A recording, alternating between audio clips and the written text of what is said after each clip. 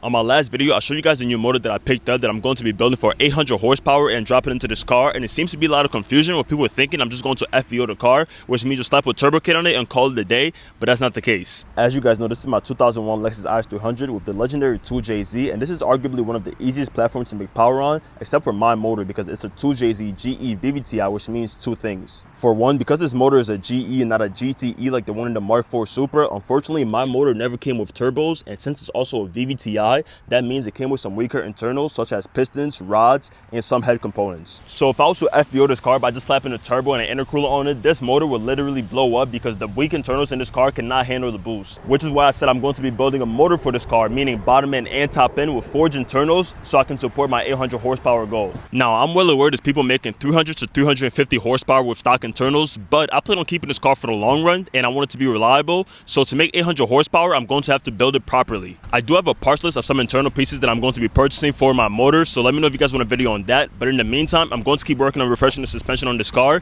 because what's the point of being boosted if your chassis can't handle the power?